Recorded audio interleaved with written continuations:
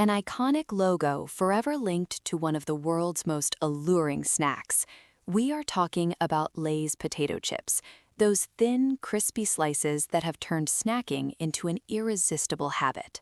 With annual sales exceeding $4 billion, Lay's offers a world of flavors, ranging from the classic to the exotic, such as Valentina and Lemon, Crispy Taco, and the BLT sandwich. But Lay's has transcended traditional flavors, leaving us to wonder what secret transforms an ordinary potato into a golden, delicious chip. It is time to reveal the secrets of this savory product and explore the stages of its creation. Inside the Lay's world, several stories exist regarding the invention of the potato chip, but the most famous tale dates back to 1853 at a restaurant called Moon's Lake House in Saratoga Springs, New York. There was a chef named George Crumb, known for his sharp temper. When a customer complained that his fried potatoes were too thick, an annoyed Crumb decided to slice the potatoes incredibly thin, frying them until they were perfectly brittle and dousing them in salt. He didn't expect the customer to enjoy them, but the guest loved them. These new chips spread quickly among diners, becoming known as Saratoga chips. Through this spontaneous kitchen experiment, the snack we know today was born.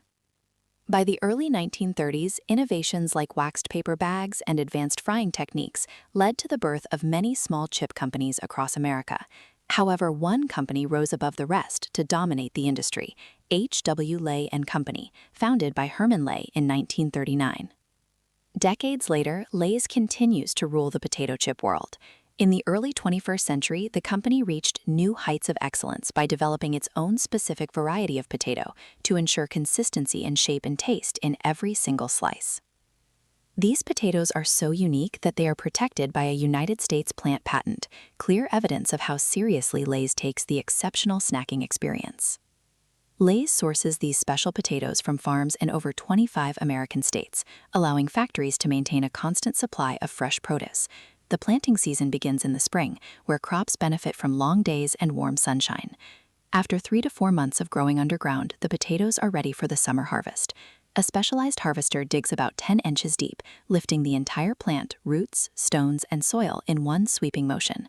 The freshly unearthed potatoes move to the top of the machine and are loaded directly into a truck traveling alongside the harvester, keeping the operation seamless. In hot regions like Florida, timing is critical. If potatoes stay in the ground too long during extreme heat, they may actually begin to cook inside the earth. Once a truck is full, it heads to a nearby storage facility designed to handle massive quantities. Upon arrival, the truck's rear door opens to discharge the crop onto a system of vibrating screens. These shake the potatoes vigorously to remove clinging soil, small stones, and plant debris. The potatoes then move along a conveyor to an optical sorter, which detects and removes stones or unsuitable tubers in seconds. Even the rejected potatoes are not wasted. They are collected to be used as nutritious livestock feed. Still covered in a light layer of soil, the potatoes are gently loaded into giant wooden bins and moved to a massive cooling cellar that can store up to 40 million potatoes at once. Inside, an air circulation system maintains a constant temperature of 45 degrees Fahrenheit, with humidity around 85%. This cold, damp environment keeps the potatoes dormant and prevents sprouting. They typically stay in storage for several weeks or even months. When a Frito-Lay factory requests a new shipment, forklifts move the wooden bins to a conveyor leading to the washing area. The potatoes drop into a fast-flowing water channel known as a flume. The rushing water strips away the protective soil while the potatoes swim through the channel, eventually passing through stiff brushes and powerful water jets until they are perfectly clean. These clean potatoes are loaded into large transport trucks and sent directly to the factory, where they will be transformed into classic Lay's chips in less than 24 hours.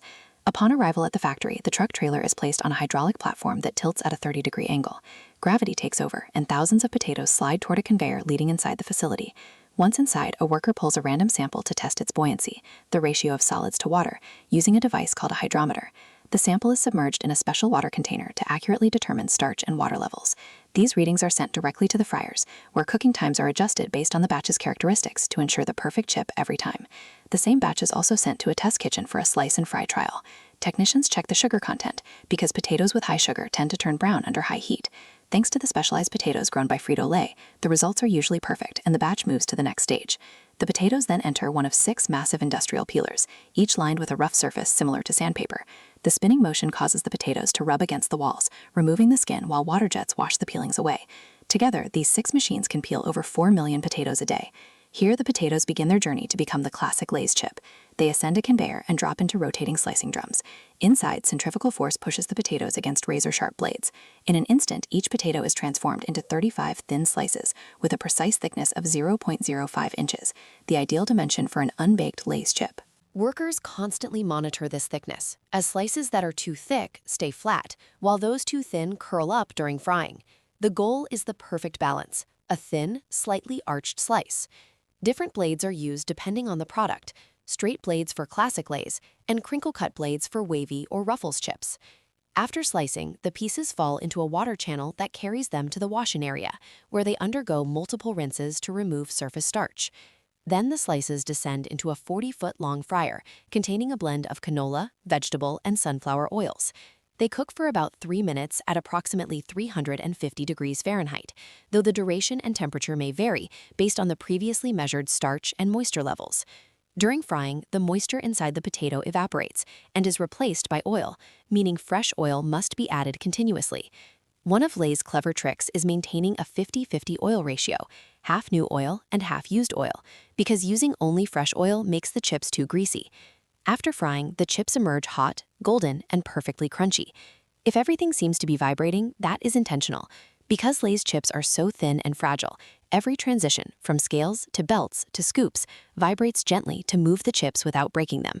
Conventional belts would crush the chips into crumbs, and nobody wants a bag full of dust. After frying, the chips pass under a sophisticated optical sorter that scans over 400 chips per second. This scanner looks for brown spots or visual defects. When a non-compliant chip is detected, a concentrated puff of air blasts it directly into a reject bin. This precision is why every Lay's bag contains golden, uniform chips that look hand-picked.